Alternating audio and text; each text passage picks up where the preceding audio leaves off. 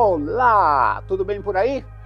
Hoje mais um episódio do nosso programa Diálogos com a Construção, onde a gente discute tendências do setor, inovação, industrialização, transformação digital, sustentabilidade ESG, situação do mercado, enfim, debates sobre o nosso mercado e o nosso futuro, né, da construção. E por falar em futuro da construção, tem uma novidade aqui. Hoje o meu convidado está aqui do lado, vai falar muito sobre futuro da construção. Está aqui comigo o meu amigo José Carlos Martins, presidente da CEBIC durante 9 anos, hoje é o presidente do Conselho Consultivo da CEBIC, Câmara Brasileira da Indústria da Construção. Lembra? Então, José Carlos, quem é José Carlos Martins? Bem-vindo aqui ao nosso estúdio, ao nosso programa. Queremos saber quem é você, a sua trajetória profissional.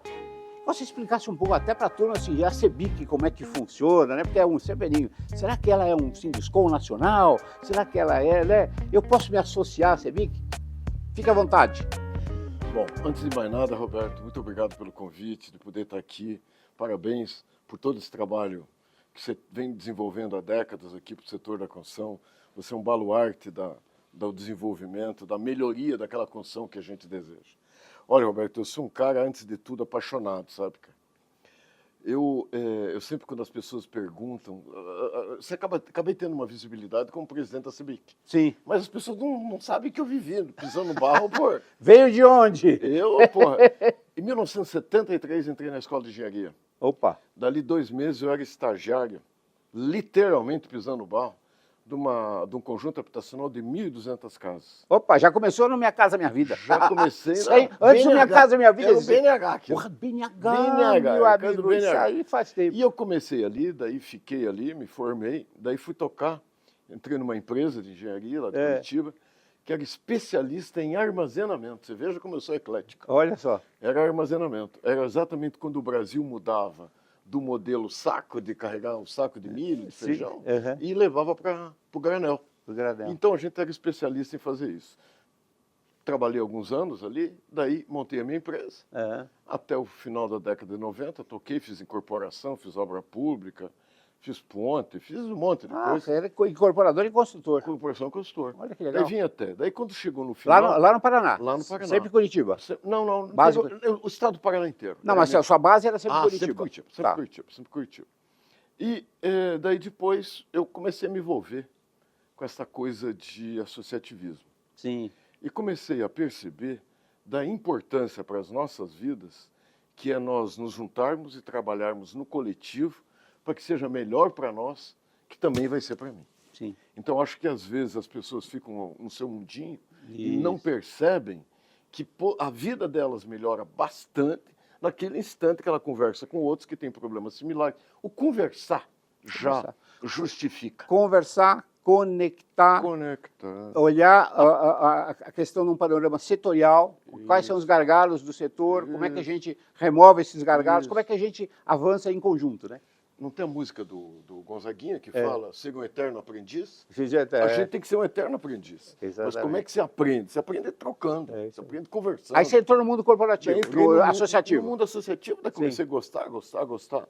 Daí quando chegou eu fui primeiro presidente da ADEME do Paraná. A ADEME no Paraná equivale ao Secov em São Paulo. É onde você junta as incorporadoras. Tá. E naquela época eu trabalhava exclusivamente com incorporação.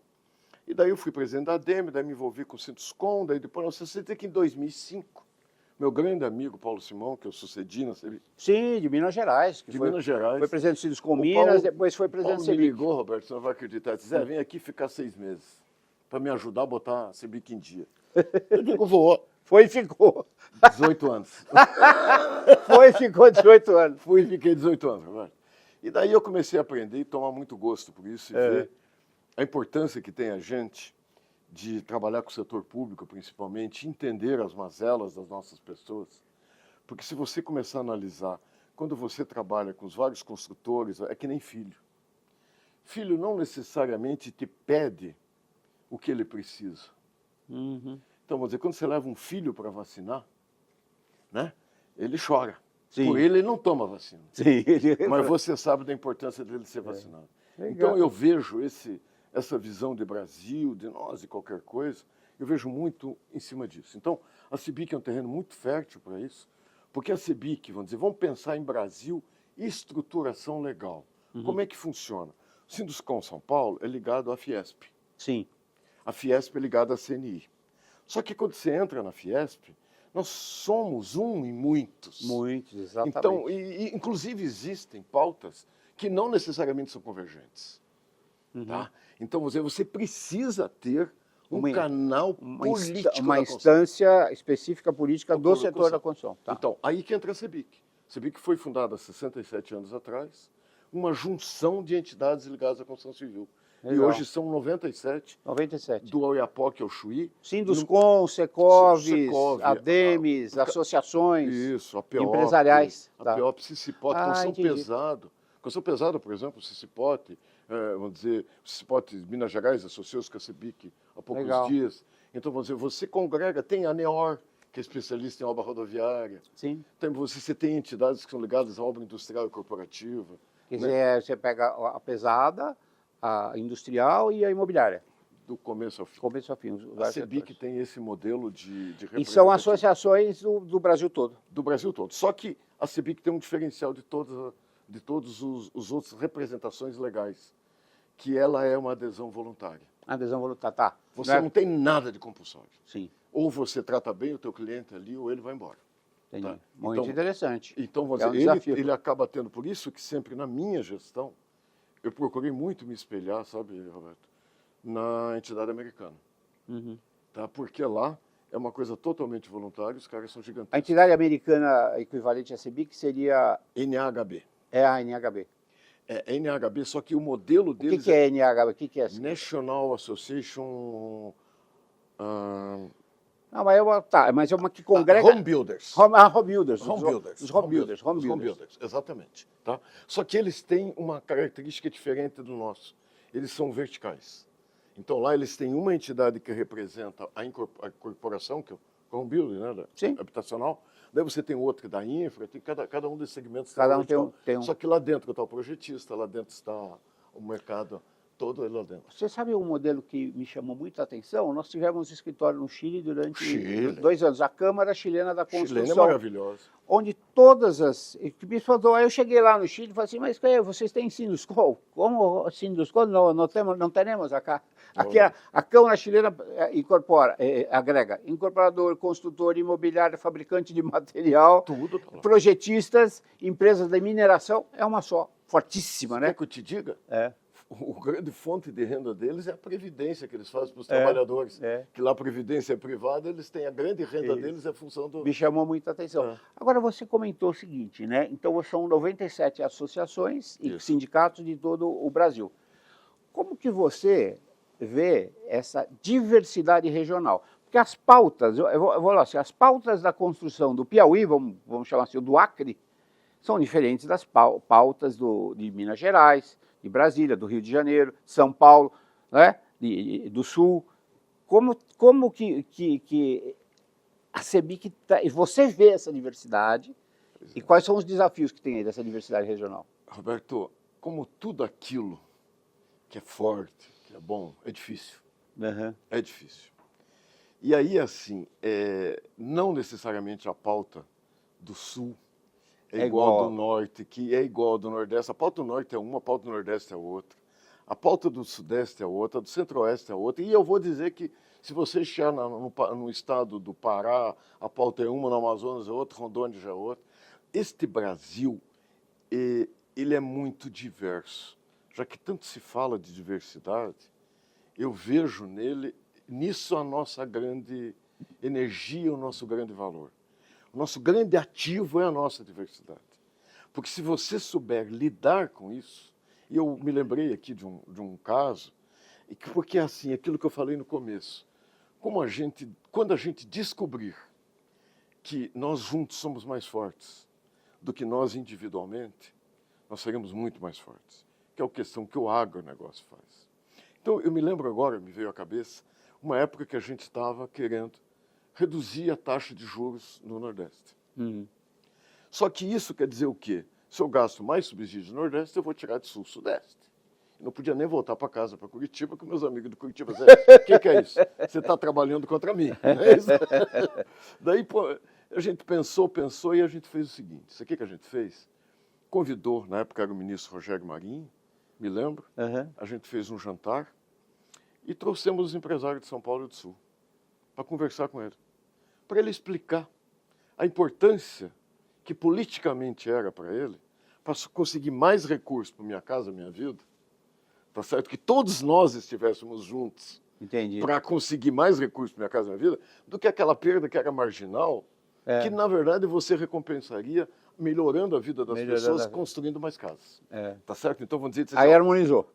Harmonizamos. Então eu vejo que a solução é essa. Sim. Quando a gente coloca na mesa as cartas, a gente coloca na mesa aquilo que a gente acredita, com convicção, com argumentação, com aquilo que eu vou te dizer que é a solução para tudo isso. Sim. É como se me veio uma imagem aqui, o segredo está em buscar a unidade dentro da diversidade. Exatamente. Como é que eu crio uma pauta de unidade dentro de uma diversidade e contemplo isso de forma que não prejudique nenhum nem outro? Um cede aqui, outro cede ali, isso. E você busca uma... Mas aquilo que você cede é muito menor do que aquilo que você ganha. Legal. Tá certo? Então, vamos dizer, e aí a CEBIC tem um dogma. Sempre o que a CEBIC irá fazer é o que é melhor para o Brasil. Porque daí não pode ninguém contestar. Sim. E aí você harmoniza, por quê? Porque se for melhor para o Brasil, será melhor para a construção, será melhor para o povo brasileiro, será melhor para todo mundo. Isso te dá muito conforto em dirigir a entidade, porque você sempre estará defendendo o que você acredita, o que você gosta. Pautas para um projeto nacional, né? Exatamente. Não isolado. Zé, me diga uma coisa, como que, com essa visão que você tem, Brasil toda, nacional, como é que você está vendo as perspectivas do mercado da construção? Vamos pegar, não vou falar de construção do futuro, vou falar de mercado só, perspectiva do mercado. Porque hoje a gente tem o mercado imobiliário, Minha Casa Minha Vida, super impulsionada, fortemente. Você tem aí algumas questões de infraestrutura. Você vê este mercado nos próximos 5 anos promissor? Nós vamos continuar crescendo nesses próximos 5 anos? Bom, eu acho que essa é a grande pergunta. Vamos lá. Como é que eu vejo? Vamos dividindo os vários segmentos. Tá, isso, boa. Porque a gente tem vários segmentos. Perfeito. Então, primeiro, eu sempre divido em 3 grandes pilares. Incorporação, outro, a parte de obra industrial e corporativa, e uma terceira da obra pública e concessões. Tá. Então, são os 3 grandes pilares. Vamos começar pela habitação. Habitação. Primeiro, você tem hoje um governo que se investe em habitação. Então, ele está colocando 180 mil casas estão para serem selecionadas nos próximos dias de começarmos a construí-las.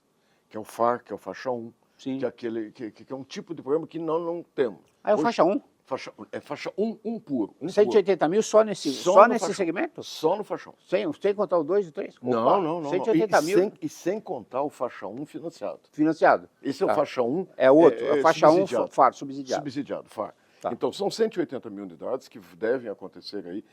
Vamos dizer, provavelmente não vai conseguir contratar a 180, porque tem problema de terreno, tem problema de alguma coisa. Mas Sim. dentro do Mas governo tá lá. hoje Tem recurso para isso. Tem, vamos dizer, alocado lá dentro 180 mil unidades. Perfeito. Isto aqui, vamos dizer, já é uma coisa sensacional porque te aquece. Daí você vem para o Fundo de Garantia. O Fundo de Garantia é muito engraçado no Brasil, porque quando sobe a taxa de juros, você tem problema com a caderneta de poupança, que é o outro que nós vamos conversar.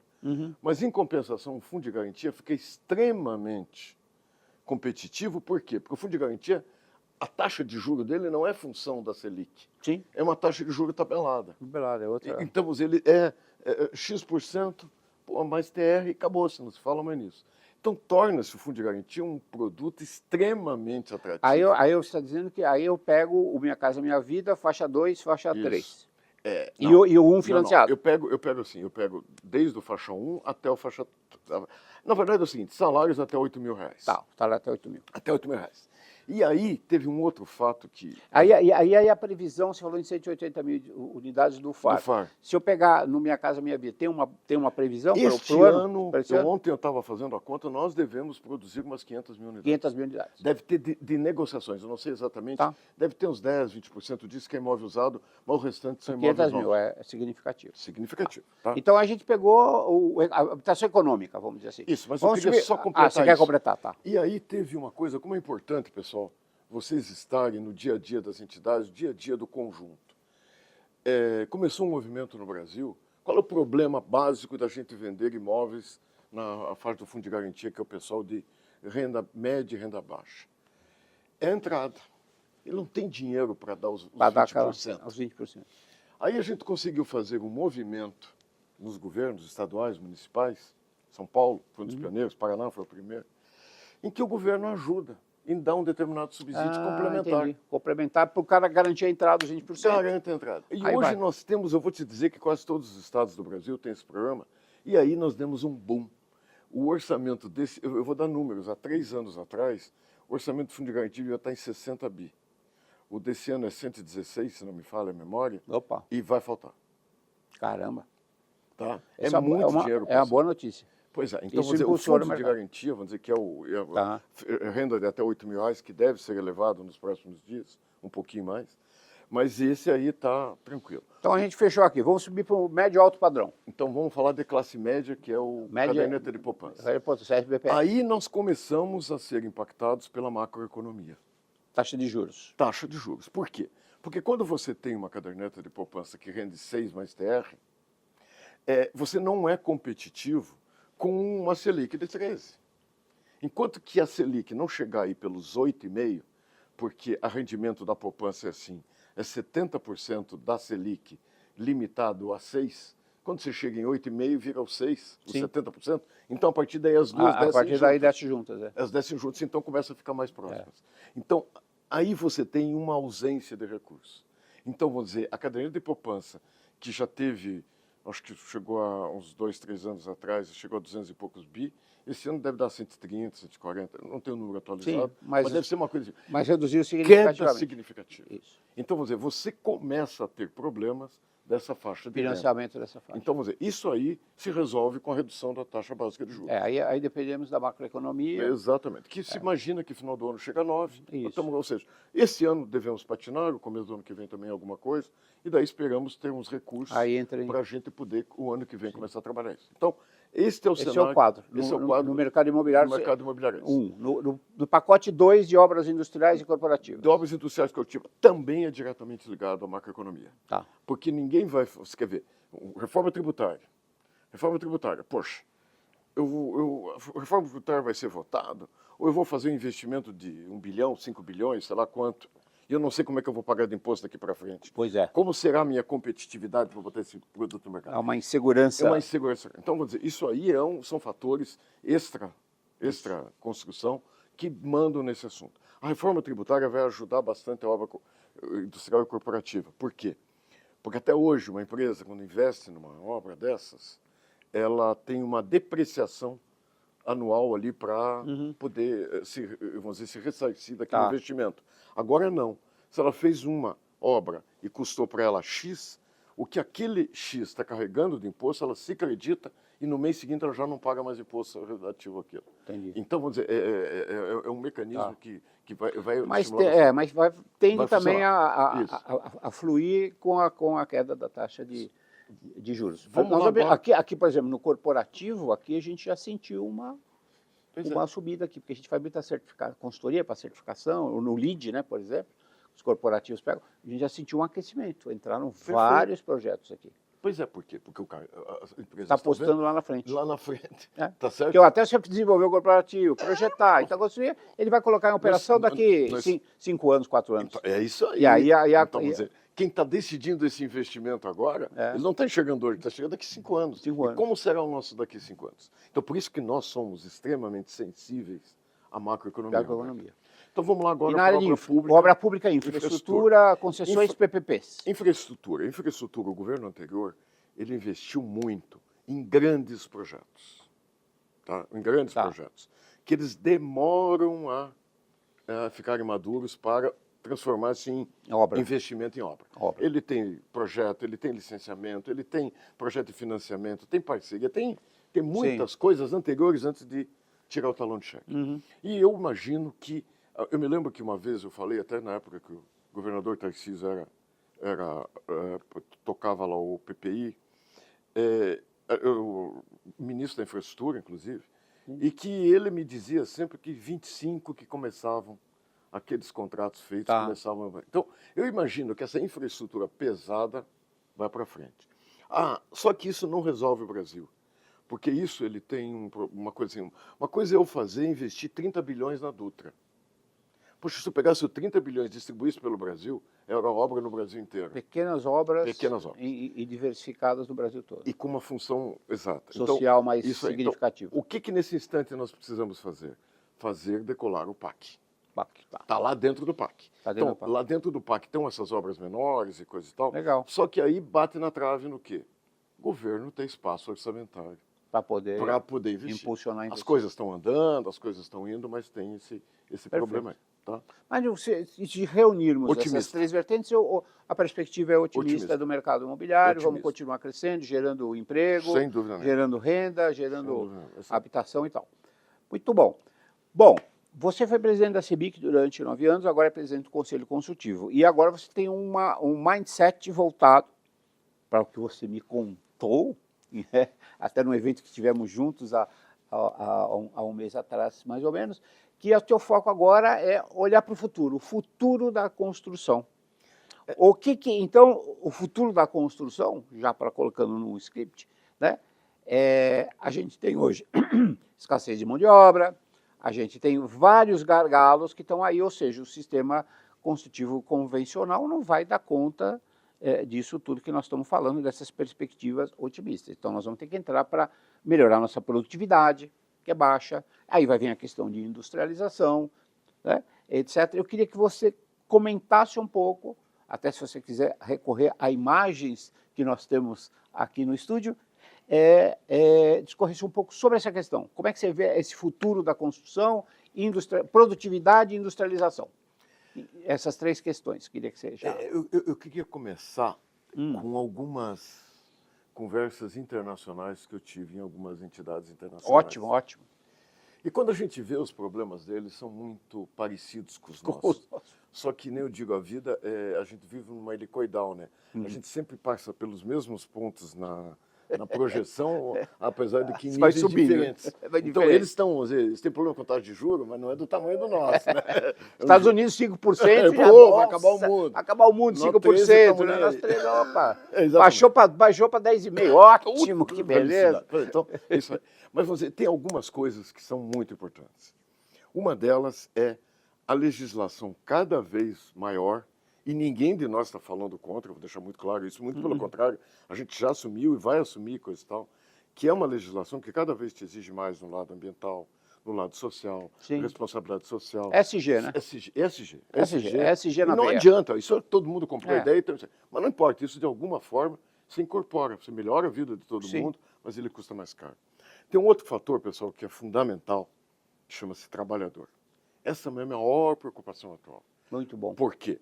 Porque, vou dizer, eu tenho dito bastante que, infelizmente, o setor da construção foi entendido culturalmente na economia, na sociedade, como aqueles trabalhadores menos capacitados, não conseguem vaga em lugar nenhum, vão para a construção. E isso é uma das razões maiores da nossa baixa produtividade. Porque isto vem aliado à informalidade, que são pessoas sem capacitação adequada, sem preparo, que ganham a concorrência pela ilegalidade, não pela competitividade. Então, a gente não tem necessariamente um estímulo a que as pessoas cada dia sejam mais competitivas. Então, eu tive uma dessas conversas, estava falando com o presidente da Câmara lá do Canadá, e ele dizia que nos próximos 10 anos no Canadá, 25% da força de trabalho se aposenta. E ele não tem ninguém para repor. Então, acontecem 2 fatores aqui. O primeiro fator é, cada dia mais, a nossa população, o nosso trabalhador, fica mais velho. Porque... Vou te interromper para te dar um dado importante de um levantamento que nós fizemos Os canteiros de obras de São Paulo, Tá. a idade média é de 35 a 50 anos. Já o jovem não está sendo atraído e essa mão de obra está envelhecendo. Coloca 10 anos para frente, 45 a 60. É apagão. Daqui 5 anos, Não, a já média... está tendo apagão, né? claro. São Paulo você não encontra Daqui- pedreiro, carpinteiro, armador, não existe. Roberto, daqui 5 anos, a população, idade média, vai ser 5 anos mais velha. Pois Porque é. você não alimenta com novos trabalhadores. Então, Pois isso a é. gente tem que cuidar. Então, tem essa coisa de cada edificar. Eles são mais raros. Isso. E o segundo é isso. Tem um outro fator também que eu quero provocar vocês. A gente é tão assim, que não pensa em muitas coisas, que a gente abre mão de metade da população ser nosso trabalhador, que são as mulheres. Uhum. Eu falei a diversidade há pouco. Sim. Vamos pensar que, pô, a gente podia ter como potencial de trabalhador nosso o dobro. Por que não dá? Pelo modelo arcaico, artesanal que a gente constrói. E aí você está falando das mulheres, o jovem. E hoje o jovem prefere trabalhar no iFood como entregador do que vir para a construção. Eu ia colocar esses dias. Esses dias eu postei lá no LinkedIn um negócio que é isso. O rapaz foi lá, na verdade aquela história é assim, o cara vai lá, trabalha na construção civil, junta uma graninha e compra uma moto e vai entregar o iFood. Porque ele não quer ficar. O que ele não quer ficar o tempo, no sol, na chuva, todas essas coisas. Então, pessoal, ou a gente repensa esse modelo construtivo nosso, ou nós teremos muitos problemas no futuro. E aí, eu vou te dar um exemplo. Estive há poucos dias numa indústria de casas de madeira aqui, no interior de São Paulo. Primeira coisa, eles tiram uma casa a cada 36 minutos. Uhum. 53% dos trabalhadores são mulheres. Então eu achei aquilo ali como uma referência de como eu acho que a gente deve proceder. Sim. Esse aspecto trabalhador é muito sério, pessoal. Nós não podemos ser o depósito de quem é despreparado. A sociedade nos cobra produtividade e nos entrega um ônus. Não dá, as duas coisas não são compatíveis. Não são compatíveis. A gente tem que mudar esse modo de pensar, a gente tem que ir em frente sobre isso aí. Então, esse outro aspecto da coisa aí. Nós temos o aspecto de sustentabilidade. Quando eu estou falando de sustentabilidade, é para ser sustentável. Porque tem gente que acha que sustentabilidade é marketing. Não, sustentabilidade é para ser sustentável. Eu quero entregar um mundo melhor para meus filhos, meus netos, do que eu vivo hoje. Isso é sincero. Então, assim, como é que eu trabalho com problemas de resíduos? Como é que eu trabalho de fazer uma coisa correta? Por exemplo, informalidade que eu falei. Eu não concebo um sistema construtivo que pensa em sustentabilidade, que é industrializado, que trabalhe com informal. Está fora. Está fora. Não consegue. E tem um outro fator também que eu queria aqui com vocês, que hoje, por exemplo, um dos maiores problemas que nós temos na construção é que um pessoal, infelizmente, maus profissionais, como existem em todas as profissões, criou uma indústria de ações a respeito de vícios construtivos. Nem sei quanto está hoje, mas o levantamento, quando eu estava de presidente da CEBIC, a gente conseguiu catalogar 110 mil ações. Nossa. Que elas têm uma pequena característica. Elas dizem que você fez mal a tua obra, mas elas não permitem sequer você ir olhar. Você pode ir lá fazer uma vistoria, identificar? Identificar e arrumar. Eles não te permitem arrumar. Você tem que pagar a indenização e danos morais. Ah, entendi. Ou seja, é uma indústria. É uma indústria. Então é o seguinte, também, logicamente, que quando você tem um processo industrializado, você reduz demais isso. Olha, Roberto, o que eu queria dizer para você é o seguinte, todo mundo que está nos assistindo, nós temos que aprender com quem dá muito certo. E nós temos que conversar mais com o nosso cliente, entender o que o nosso cliente quer e aquilo que eu falei, o que ele precisa realmente que a gente entregue para ele. Mas não é só o que ele precisa que a gente entregue, é o que cabe no orçamento dele. Sim, cabe no bolso dele. Cabe no bolso dele, porque qualquer pesquisa que você faça, todo mundo quer, primeiro, sonha a casa própria. É um imóvel melhor e coisa e tal. Mas qual é o tamanho da capacidade de compra dele para isso? E por isso que a gente tem que agir em várias frentes. Mas duas, basicamente. Uma, reduzir custo de manutenção e aumentar a renda das pessoas. E a industrialização é um caminho para isso? E é aí que eu acho que a industrialização é básica. Aí é o seguinte, você veja uma coisa, a gente fala em futuro da construção. Perfeito. E a gente quer fazer Smart Cities. Smart Cities. Smart Cities. Toronto. Oh, Toronto, olha que coisa maravilhosa. Olha, onde mora minha sobrinha. Minha sobrinha foi embora fazer uma MBA lá, uma mestrado, e por lá ficou. Não quer voltar mais. Olha só, que coisa mais linda. Olha só. Vamos dizer assim, nós temos aqui as sacadas verdes, as coisas todas inteligentes. Uhum. Porém, a gente não quer construir dessa forma, né, Roberto? Nós vamos continuar construindo com essa bagunça aqui. Dá aquela escada ali, ó, né? Olha o cara com esmerilhadeira, né? Isso não é em Toronto, não, né? Não, claro que não, né? Claro que não. Voltamos para o Brasil. Claro que não. Então, vamos dizer, se a gente quer fazer uma Smart City, se a gente discute isso muito hoje, nós temos que pensar como que esse nosso trabalhador e como é que é o produto que a gente está fazendo, tá? Dá uma olhada nisso aí. Eu acho e penso que a gente deveria ir para outros modelos de construção. Perfeito. Assim que eu penso. Olha, você veja, canteiro limpo, aí especificamente a madeira engenheirada? Madeira engenheirada. Olha isso aqui. Isso aqui eu tenho quase certeza que é aqui em São Paulo. São Paulo? A próxima foto que eu vou pedir para colocar, não é essa outra, não, eu vou pedir para a gente colocar aqui, daí acontece o seguinte, que por exemplo, isso aqui é o McDonald's, né? Tá, aqui de São Paulo. Aqui de São Paulo. Sim. Tá? Então, vou dizer, você veja que já está aqui conosco, já está por aí. Feito pela NOA, né? A NOA, a NOA, eu não me lembro. A NOA e mais uma... mais uma outra empresa, acho que foi a Hillwood, se não me engano. Isso. Então, vou dizer, a Urban. Agora é o seguinte, outro ponto interessante, que aqui eu coloco, é que a gente tem que tirar o nosso trabalhador da chuva. Da chuva. Temos que tirar o nosso trabalhador da chuva. Uhum. Não é na chuva que a gente vai conseguir isso.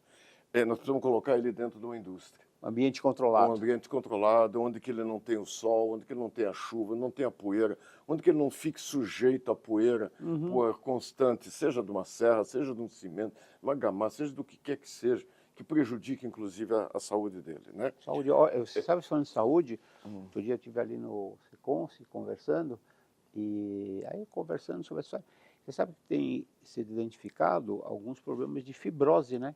No pessoal mais velho já, mestres de obras e tal, que vão se aposentando, por conta disso, poeira e tal, fibrose no pulmão, casos variados. E como nós engenheiros, né, sabemos que a primeira lei de Newton funciona sempre, a toda ação corresponde a uma reação. Então, se a gente não se preocupar com o nosso trabalhador hoje, daqui a pouco alguém vai ter uma reação a respeito e nós iremos pagar um preço absurdo por isso, independente da saúde e da vida do nosso trabalhador. Então, agora, a sustentabilidade é um pilar, então, do futuro da construção. Sustentabilidade, Roberto, assim, países, vamos dizer, há 10, 12 anos atrás, falar de sustentabilidade no Brasil, isso é coisa dos caras lá, sei lá de onde. Não. Hoje, lá onde, para nós, sustentabilidade já não se discute mais. Só que lá hoje, eu vou tirar um alvará de construção, eu tenho que entregar um balanço de emissões. Balanço de emissões já. Eu tenho que entregar o balanço de emissões. No balanço de emissões, nesse instante, você entrega o balanço. O passo seguinte é zerar.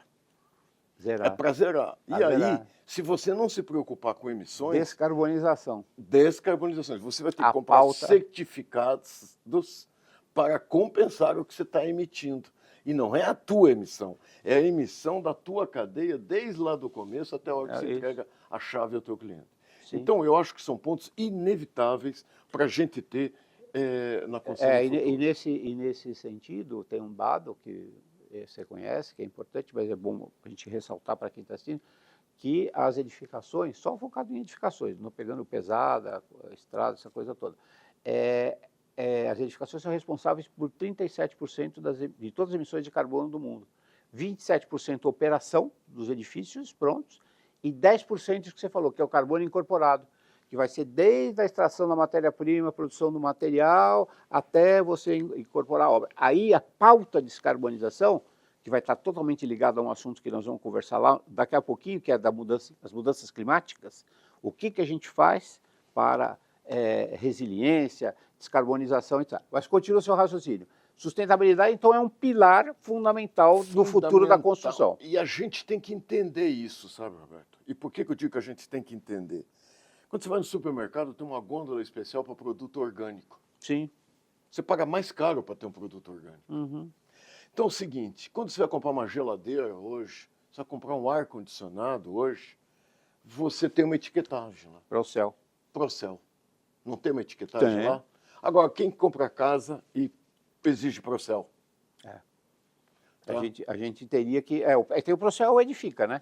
Mas o governo não usa. Não vai, não vai, O governo usa. É. Eu briguei pra caramba por Minha Casa Minha Vida, colocar o Procel Edifica no Minha Casa Minha Vida. Na Casa Minha Vida. Porque você veja, eu vou entregar uma casa, você acabou de falar, que 27% das emissões são Da operação. da operação. Agora você entrega um imóvel para alguém que tem uma baixa renda, que vai ficar pagando conta de luz e conta de água por 50 anos, e você não te preocupa em fazer que tenha uma certificação, que às vezes é uma mudança de posicionamento do teu projeto. O que é já um padrão europeu, né? Você sabe que na Europa, já as edificações todas, sejam casas econômicas, baixa renda, média renda, qualquer edificação, ela já vem com a etiquetagem. Pois é, Portugal está fazendo isso. Mas então, vamos dizer, quem está vendendo imóvel hoje, dizendo o seguinte, Roberto, compra o meu imóvel, que você vai economizar X por mês de conta de luz, e aí isso aqui ao final de 50 anos, isso aqui vale tanto. A gente não está fazendo o nosso cliente, por isso que eu coloquei o cliente a primeira primeiro coisa, lugar. porque a gente não está fazendo o nosso cliente entender que nós podemos entregar coisas melhores para eles, que eles podem até pagar um pouquinho antes. Gera valor. Todo valor que se adiciona, ele tem um preço maior, mas você gera valor. Claro. É o diferencial competitivo, é a geração de valor. Há pouco eu estava aqui falando contigo, você falou que montou uma nova área aqui na tua empresa, que era um acompanhamento da operação. Operação sustentável. Por quê? Porque, poxa, um fundo de investimento que comprou um prédio para locação, não é isso? Pô, se ele tiver o menor custo de condomínio, aquilo ali, porque ele é business. É business. Então, ele paga mais caro. Claro. Então, é a mesma coisa o nosso cliente. Então, isto é inevitável para que ele paga mais caro, mas ao longo da vida útil, ele tem uma economia. Porque a gente tem o costume, o nosso paradigma assim, custo por metro quadrado, é o custo da obra. Mas peraí, obras são 3 anos, eu tenho 50 anos de vida útil, e o custo operacional disso? Olha que doideira. Essa fase de obra, de projeto, é 20%, 80% é operação. Então, se eu pago mais caro aqui, eu economizo lá. Custo global, a gente tem que mudar o mindset. Coloca aí na sua pauta de futuro da construção a mudança do mindset para pensar em custo global, produção e operação. Isso que tem que pensar. O Instituto, como é que é? O ITIW, que é o Instituto do Clima Internacional, aquele que faz essas mudanças. IPCC. Está lá que entre custo de construção e vamos dizer, algumas coisinhas que você faz nele, demolição e coisa e tal, chega a 20% do custo ao longo de 50 anos. E aí nós nos preocupamos com os 20%. Com os 20% e jogamos fora os 80%. Não pensa. Não... Entendeu? Então, vou dizer, eu sempre digo que sustentabilidade é pensar no custo ao longo do tempo. Ao longo do tempo, perfeito. Tá, então isso é um ponto. Só para você ter eu vou te colocar um outro ponto aqui. Por que um governo que fala tanto de mudança climática, de sustentabilidade e coisa e tal, eu sou lá membro do Conselhão, eu estou defendendo lá dentro um projeto que é um problema de cultura da sustentabilidade. Como? Vamos fazer uma escola na qual a criança chega ali dentro, já tem o painel solar, já tem uma torneira de baixo consumo. Educação ambiental, já incorporando as práticas sustentáveis. As práticas sustentáveis. Ela, quando tiver 20 anos, ela não vai entender outro mundo. Né? Aí você vai tirar uma certidão num órgão público, na Receita Federal, fica lá uma hora esperando, sei lá, hoje não precisa mais, fazendo algum atendimento lá, no SUS, sei lá, qualquer coisa, tem uma prática sustentável ali dentro. As pessoas vão levando isso, a gente dissemina. Levando para a vida. É isso aí. Viu? Tá. Mas então, a sustentabilidade é um pilar ali. Aí você vai, inevitavelmente, entrar para a industrialização, que é uma atitude sustentável também. Certo? Então vamos lá. Menos desperdício, menos retrabalho. Não, então vou dizer, eu acho que vamos dizer, quando você une falta de mão de obra, necessidade de melhorar o ambiente de trabalho dos nossos colaboradores, quando você precisa atender melhor o teu cliente, quando você precisa entrar na sustentabilidade, você percebe que não tem outra forma de sair disso, Roberto, que não seja via industrialização do processo. Você não tem como industrializar o processo. Por quê? Porque você tem um aspecto que não adianta você, hoje, a construção civil, eu sempre brinco que a gente deveria chamar não indústria da construção, e sim oficina da construção. que a gente é um artesanato ainda. Uhum. Um artesanato muito grande. Então, você não consegue dar ganho de escala, você não consegue, por exemplo, projeto. Né? Quando você faz uma obra industrializada, se o projeto não for muito bem feito, Sim. a empresa quebra. Vai. Você já imaginou ela soltar aí 1000 unidades com um erro igual em todas elas? Então, tem que ser muito bem estudado, ou seja, você coloca muito mais cérebro, né? Você coloca muito mais... Engenharia. Muito mais engenharia. Engenharia. Então, a gente precisa colocar mais engenharia no processo para sair do outro lado. Então, hoje, eu estou muito assim, motivado pelo esse assunto da sustentabilidade, Da industrialização. da industrialização, porque ela traz junto, você veja, outro aspecto que eu acho importantíssimo, que é esse de reduzir a informalidade. Porque hoje a informalidade, ela trabalha em cima da ilegalidade. E aí nós temos fatos novos que é importante que quem está nos assistindo escute. Primeiro, reforma tributária. A reforma tributária vai igualar os sistemas construtivos na tributação. Se você fizer com mão de obra própria no teu canteiro, ele vai ser taxado no IVA lá de sei lá, 25% a 30%, menos 20%. Tá. Isso aí vai dar uns 20 e poucos por cento. Se você é taxado nisso. Se você agregou, porque é valor agregado. Se você comprar isso de fora, ele vai carregar imposto nisso e você vai pagar, mas vai também abater na hora que você for pagar. Então, ele fica neutro. Então, a reforma tributária foi o grande estimulador da obra industrializada. Vai ter uma isonomia. Isso. E tem uma coisa que ainda não foi bem explorada, e que tem um amigo nosso que sempre cita isso, que assim, no Brasil, devido ao modelo de financiamento, não adianta você querer fazer uma obra rápida porque você precisa dar tempo para as pessoas pagarem. Isso. 30% o cooperador vive do dinheiro do cliente. E 70% é financiado. Se eu construo rápido, não dá tempo. Ele precisa ter os 36 meses ali. Lançou, fica aquele tempinho, aquele canteiro, um pouquinho de venda, depois começa a obra. Então é o seguinte, acontece que não foi bem explorado ainda, e eu pessoalmente acredito que sendo bem explorado, principalmente não pelo financiamento normal que nós vivemos, que é o plano empresário, que é o apoio à produção, essas coisas, se a gente trabalhar com o mercado de capitais, nós criaremos produtos, porque foi aprovada há pouco tempo, no final do ano passado, a Lei das Garantias, onde surge a figura da hipoteca em segundo grau. Perfeito.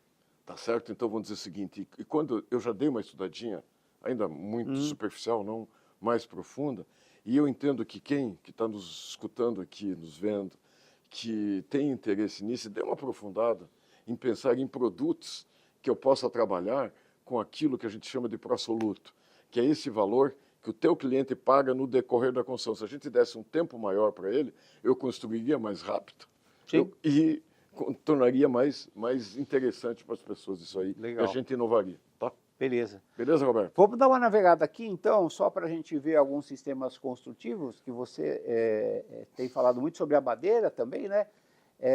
De industrialização. Eu acho, particularmente a madeira, eu acho que todos os sistemas, há pouco eu estava numa conversa, eu acho que essa parte da madeira, ela entra no outro ponto que eu queria provocar, sempre quando eu falo com alguém eu provoco, que se sofistica. Você tem condição de, com outros sistemas, vamos dizer, atendendo a vários públicos, você cria uma sofisticação para os vários ambientes que a gente tem. Então, vamos dizer, você vai fazer uma vinícola, tem que ser um ambiente aconchegante. Você vai fazer um outro ambiente, tem que ser um ambiente mais clean. Então, quando a gente, como eu te diria assim, democratiza o uso de sistemas construtivos... Olha que solução você veja, arquitetônica linda, né? Pois é, então, vamos dizer, você consegue dar mais liberdade. Outra coisa, quem sabe do nosso cliente, na maior parte das vezes, o nosso arquiteto. A gente não necessariamente dá a voz que o arquiteto precisaria ter. Quando você chega e pega obras do passado, sempre está lá o arquiteto que foi o líder. Né? Então, eu acho que o arquiteto é uma pessoa que... Muito legal. E a gente tem que ter o desafio de transformar a ideia do arquiteto e o gosto do teu cliente numa coisa fisicamente que fique em pé. E para não confundir que industrialização padronizou tudo igualzinho e tal. Não, você dá uma liberdade, ele compor, é o que eu chamo da industrialização aberta, por componentes. Ele pode compor aqui uma fachada assim, uma cobertura assim. E hoje o que eu vejo, né, é uma conversa dos sistemas mistos, né? Você vai Tem que para a conversar. Europa, Estados Unidos, Tem tal, que na Ásia. conversar. Você tem núcleo de concreto, metálica, madeira junto, e vai lá, fachada de um tipo, termoisolante, e vai brincando com isso e dá uma diversidade e um valor arquitetônico que é gerado de projeto muito bonito, como a gente está vendo nas imagens. Você sabe em específico, a madeira. A madeira. Não, mas eu tive num hotel em Viena, como é que é o nome? Ho-Ho, acho que é Ho-Ho. É. E eu achei muito interessante, porque o núcleo dele é concreto. Núcleo concreto. Caixa de escadas que eu acabei de e falar. o elevador. Isso. Ele é de madeira. E as vigas laterais são aço. Acho. Sabe? Então, vou dizer assim, pô, eu achei, pô, você vê como é que é. Combinou já os três aí. Pô, então, vou dizer, você começa a ver que nos liberta, tanto para o arquiteto fazer coisas mais belas, mais funcionais, e nós conseguimos ter um trabalho de engenheiro que deixa as coisas funcionarem. Muito bem. Você quer falar um pouquinho mais sobre madeira, algumas imagens? Beleza. Não. Ó, então, a gente depois vamos caminhar. Transformação digital. Falamos de industrialização e produtividade. E a transformação digital? Ela é também um viés, são ferramentas que você pode impulsionar. Você tem o BIM, você tem a realidade virtual aumentada, né? Agora você tem a inteligência artificial que vem forte aí, onde a gente pode ter muita coisa boa, projeto generativo, tem uma série de questões. Transformação digital, como é que você vê? Estamos muito invadidos por software, muito software e pouco hardware. A gente fez, então nós temos um projeto dentro da CEBIC, que é o Conção 2030. Sim. Que a gente começou exatamente o Conção 2030 em 2018, depois a gente acabou tendo que parar em 2020 por causa da pandemia. Fui entrevistado para esse programa. Então, vamos dizer, nós temos esse projeto tem exatamente esses conceitos que eu estou defendendo aqui, que eu estou colocando aqui para vocês, sabe, Roberto? E um desses conceitos é analisar as tecnologias e os momentos que as coisas estão, e inclusive o nosso relacionamento com o setor público e o nosso cliente. Então, primeiro tem uma curva. Uma situação é, governo faz a parte dele, a gente não faz. Outro, nós fazemos a nossa, governo não faz. Pior dos mundos, nós não fazemos, governo não faz. E nós fazemos e o governo faz o melhor dos mundos. O que eu estou querendo dizer? Estou querendo dizer o seguinte, que a gente precisa trabalhar com o que nós temos e trabalhar para que governos entendam isso. Então, aí você tem uma outra curva que é assim, existem tecnologias que hoje são dominantes. Elas dominam o mercado. E tem outras que estão emergentes. As emergentes tendem a ocupar das dominantes e as dominantes atuais tendem a sobrar resíduos que ficam aí no mercado. Há uma inversão de curva. Inversão de curva. O que isso é importante? Quando a gente analisa a parte de TI das empresas, a gente analisa isso, a gente percebe que as nossas empresas já cresceram bastante. Tem muito a ser feito ainda, mas já cresceram bastante. Em compensação, quando eu falo de canteiro, é muito pífia vamos dizer, as nossas startups, as nossas Construtecs, ligadas aos canteiros de algodão. A parte do hard está muito para trás. Então, o que nós entendemos é que isso precisa ser extremamente trabalhado para que isso possa dar um pulo. Acho que, por um lado, tem que ir, eu acho que a grande tendência agora é a inteligência artificial, que ela vai mudar muita coisa, melhorar a produtividade, de processos, etc. E tem que investir em plantas ou industrialização aberta, fachada pré-fabricada, banheiro pronto, kit hidráulico, kit elétrico e os sistemas construtivos, estruturas pré-fabricadas. Aí a gente precisa avançar. Deixa eu te falar um negócio, Roberto. Espero que todo mundo não desliga nosso vídeo aqui agora, pelo que eu vou falar, né? Desculpe. Lá vem bomba, turma, lá vem bomba. Não tinha um negócio que falava disso? Vamos dizer assim, mas deixa eu dizer para vocês. Eu acho que a gente tem que saber algumas verdades. Um dia eu estava falando com uma pessoa muito ligada ao BIM, por isso você ligou BIM, eu me lembrei, falou em BIM. E eu falei para essa pessoa assim, me explique, ela é implantadora de BIM. Me diga qual é o maior problema que você tem. Ela disse que a cabeça dos empresários, às vezes, pensam analógico e querem implantar BIM. Então, vamos lá, Roberto. Eu vejo que a inteligência artificial está chegando. Nós precisamos, pessoal, pensar em forma digital. Nós precisamos entender Mindset que digital. que a inteligência artificial veio para nos ajudar. Eu tenho dado um exemplo, Roberto, que é mais ou menos assim. Quando entrei na escola de engenharia em 1973, eu fui a primeira ou segunda turma que não usou uma coisa que 90% dos que nos assistem nunca ouviram falar, que chama-se régua de cálculo. Tá? A famosa régua de cálculo. Todos os cálculos de engenharia eram feitos uma régua que a pessoa ficava fazendo, eu não sei como, eu nunca quis saber como é que era. Nós tínhamos a régua de cálculo e a régua T. A régua T também. Que fazia desenho técnico. Que fazia desenho técnico, claro. Então é o seguinte, quando chegou a minha turma, começou a aparecer umas calculadoras da CCE pretinhas, que faziam 4 operações. E aí foi um horror. Porque todo mundo falava, engenheiro, acabou engenheiro. Engenheiro não vai mais pensar. A máquina faz tudo por ele. O que acontece? A gente teve que aprender a fazer a partir da máquina. Então, pelo amor de Deus, comece a aprender a partir, como usar uma inteligência artificial e não ser refém dela. Então, o que eu quero dizer para vocês, entrem de forma digital nesses processos. O digital não tem volta. Quem não estiver entendendo isso é a mesma coisa que o Roberto acabou de falar aqui. A régua T tinha um desenhista que usava normal. Tá? Voltamos no tempo. Voltamos no tempo. Ele usava normal. O que adianta hoje um grande desenhista daqueles que custavam caríssimos por uma prancha? Nada. Nada. O cara não sabe mexer com cada que dirá com o BIM. Ô Zé, deixa eu chamar ele de Zé já, tá? Estamos íntimos aqui já. Tá. Eu quero colocar uma questão, quase estamos indo em direção final ao nosso debate aqui, a nossa conversa, que é muito relevante, que é o que está acontecendo no Rio Grande do Sul. Ou seja, primeiro, notícia aos negacionistas, a mudança climática existe efetivamente. Não vamos continuar negando isso, que não funciona. Está aí o momento, né? Não só no Rio Grande do Sul, outras questões, a seca que deu no Amazonas, gente, coisa de doido, etc. e tal. Mas eu quero ligar Rio Grande do Sul a políticas públicas e ações do setor público e privado que nós podemos desenvolver e temos que colocar na pauta, que são as cidades resilientes e as construções resilientes. Essa mudança de mindset precisa ser feita imediatamente. Tudo que nós vamos falar agora, daqui para frente, de prevenção, infraestrutura resiliente do lado público, construção resiliente do setor privado, como é que você vê essa questão? Por que nós estamos atrasados nessa pauta de combater, ter mecanismos preventivos em relação à mudança climática?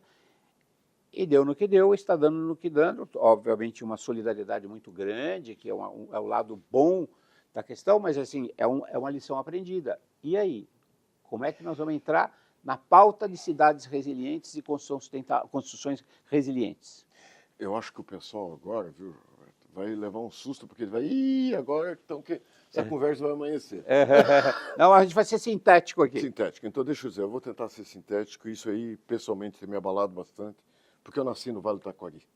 Eu vivi até meus 15 anos de idade no Vale do Taquari. Então, isso tem me afetado até emocionalmente muito nos últimos dias. E aí eu tenho pensado muito sobre isso. Eu queria falar algumas coisas que eu penso. Primeiro, o Brasil tirou a prioridade da palavra investimento, por uma série de fatores. Nós ficamos, da década de 80, quando o BNH já patinava, até 2009, quando criou-se Minha Casa Minha Vida, sem política habitacional. Sim, deu um vácuo. Deu um vácuo de 30 anos. Um vácuo de 30 anos, as pessoas ocuparam o que não deveriam ter ocupado, porque simplesmente não houve política pública para fazer um crescimento ordenado das cidades. Começa ocupação de encosta, vales, né, alagadiços, beira de rio, aí complexo. Roberto, tem uma coisa, sabe, pessoal, que a gente tem que entender, que é o seguinte, não adianta. Tem 3 coisas que para mim são dogmas hoje. Chama do que quiser, mas que mudou.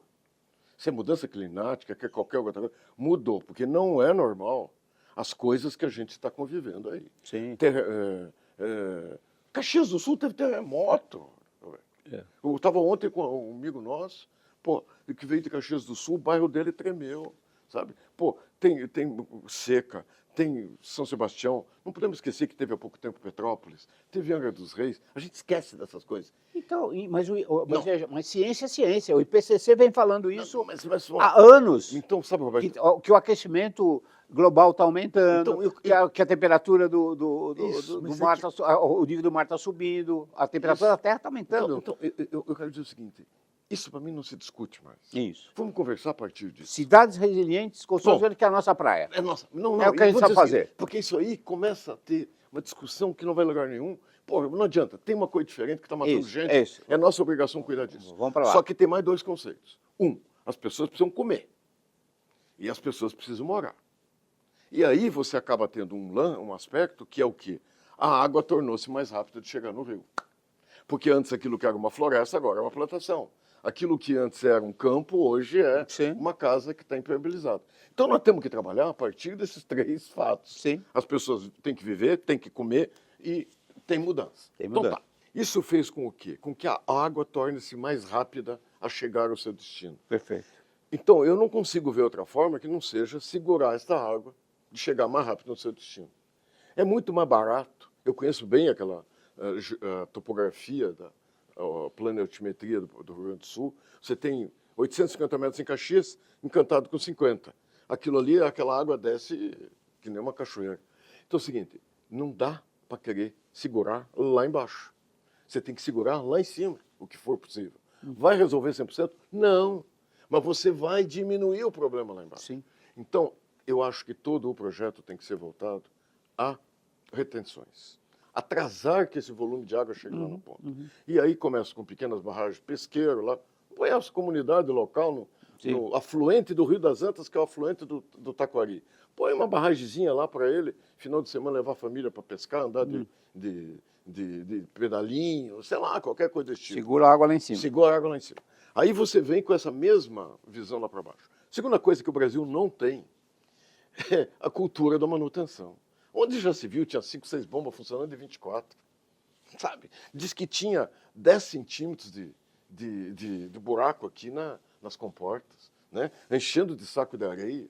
Então, vamos dizer, por quê? Porque nunca ninguém se preocupou. Sabe por quê, Roberto? Manutenção preventiva. Preventiva. Então, vou dizer, é um segundo ponto que eu acho que é fundamental. E o terceiro é, sim, transformar as nossas cidades, porque elas estão impermeáveis.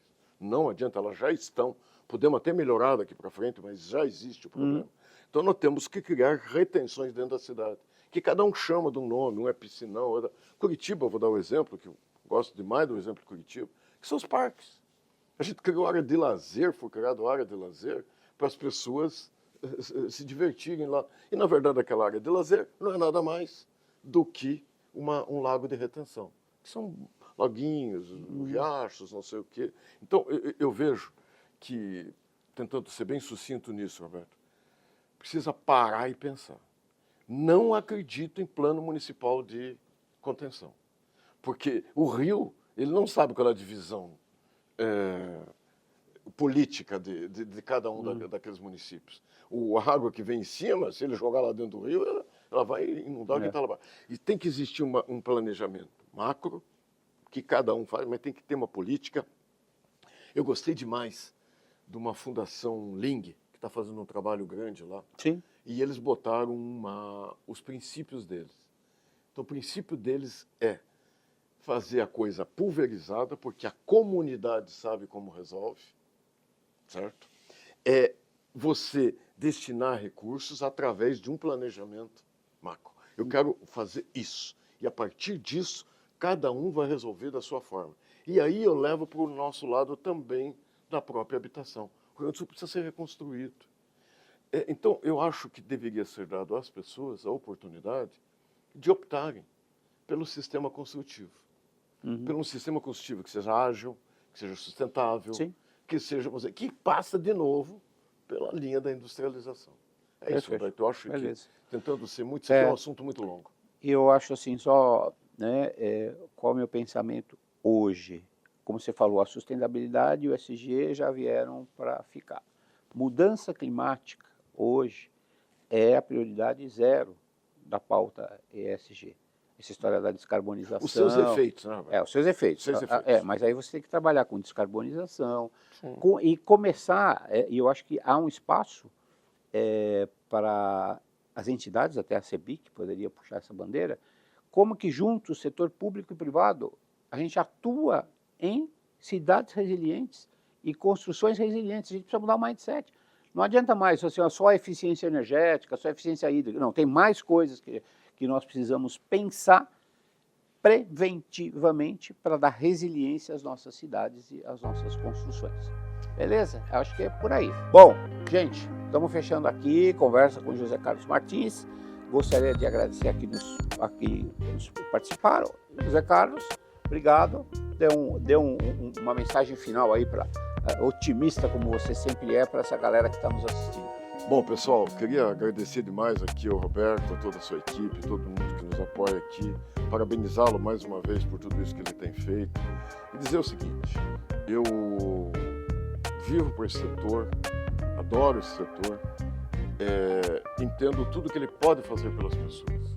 O que eu digo sempre é que nós somos muito tímidos e nós precisamos ocupar cada vez mais espaços na economia, na sociedade, para que a gente possa fazer com que a vida das pessoas se torne melhor. Nós somos a indústria do bem-estar social. Obrigado, Roberto. Beleza? Pessoal, valeu, namastê, curtam o videocast.